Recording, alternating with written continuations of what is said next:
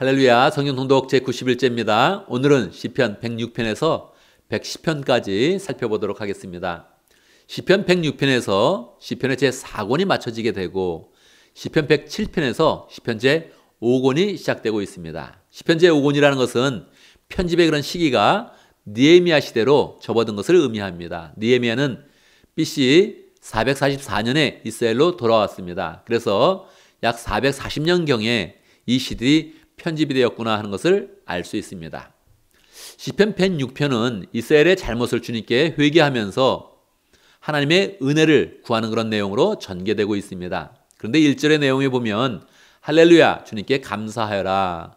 그는 선하시며 인자하심이 영원하다 이렇게 고백하고 있습니다. 그래서 1절에서 5절까지는 하나님을 찬양하는 그런 내용이 기록되어져 있고요. 6절부터 이스라엘 조상들의 잘못이 나열되어져 있습니다.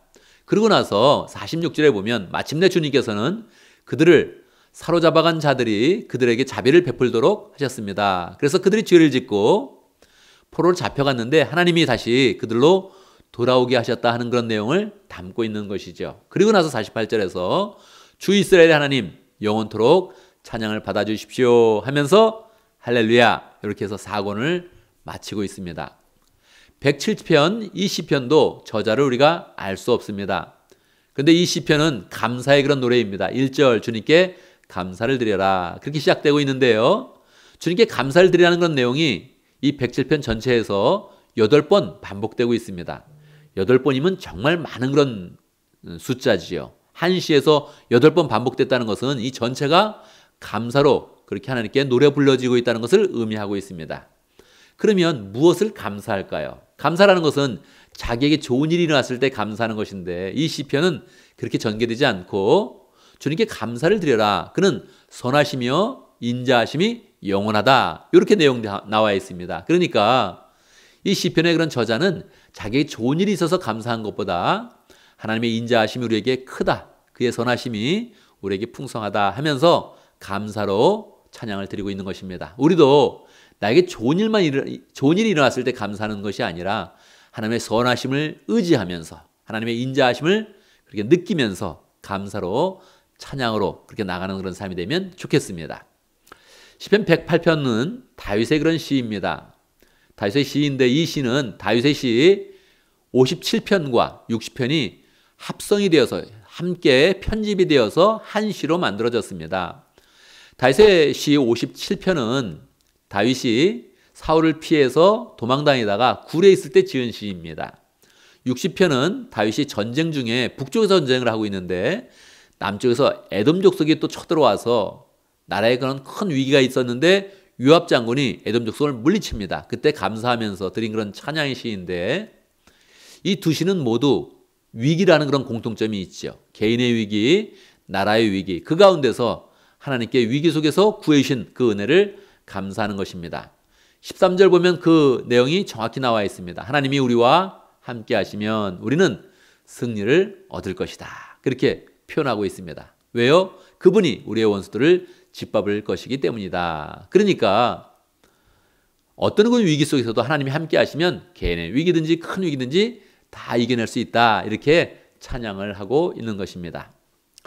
109편에서도 다윗의 시입니다. 다윗의 영성과 예수님의 그런 영성이 잘 담겨져 있는 그런 그 내용입니다. 내용은 사랑에 배은 망덕하고 또 선한 자를 억압하는 악인을 저주하는 그런 시를 담고 있습니다. 어떤 악인을 저주하고 있을까요? 가룟 유다와 같은 그런 악인을 저주하고 있습니다. 8절 보면 그가 살날을 짧게 하시고 그가 하던 일도 다른 사람이 하게 하십시오. 이렇게 표현하고 있는데 사도행전 1장에서 보면 사도들이 이 구절을 인용하면서 가룟 유다의 그런 직분은 이미 다른 사람에게 주기로 예언되어 있습니다 하면서 mattia를 뽑아서 mattia를 사도로 세우는 그런 그 내용이 나와 있습니다. 25절에 보면 나는 사람들의 조속거리가 되고 그들은 나를 볼 때마다 머리를 절레절레 흔들면서 멸시합니다. 표현하고 있습니다. 누구에 대한 그런 내용입니까? 다윗에 대한 그런 내용이고 그리고 1차적으로는 다윗에 대한 그런 내용이지만 2차적으로 보면 예수님에 대한 그런 내용입니다. 복음서에 보면 예수님의 십자가를 향해서 고개를 절레절레 흔들면서 멸시하는 그런 사람들이 나옵니다. 이렇게 다 예수님에 대해서 조롱하고 이 악한 자들에 대한 그런 내용들이 미리 성경에 예언되었다. 하는 것을 우리는 알 수 있는 것이지요. 10절에도 보면 예수님에 대한 그런 내용이 예언되어져 있습니다. 1절 주님께서 내 주님께 말씀하시기를 첫 번째 주님은 여호와 하나님이고요. 내 주라는 것은 예수님을 의미합니다. 내가 이것도 여호와 하나님이죠. 여호와 하나님께서 너의 원수들 예수님의 원수들을 너의 발판이 되게 하기까지 너는 내 오른쪽에 앉아있으라 하였습니다. 여러분 놀랍게도 예수님께서는 이 구절을 예루살렘에 입성해서 사두개인과 부활의 그런 논쟁을 할 때에 이 구절을 인용해서 말씀하십니다. 너희가 나를 다윗의 자손이라고 이야기하는데 나는 사실 다윗의 자손이 아니다. 나는 이미 하늘에 있었고 하나님과 함께 있었고 하나님 보좌 우편에 앉아 있었다. 그렇게 예수님께서 친히 인용을 하신 것입니다. 4절의 내용에 보면 또 멜기세덱에 따른 영원한 제사장 그런 표현이 나와 있습니다.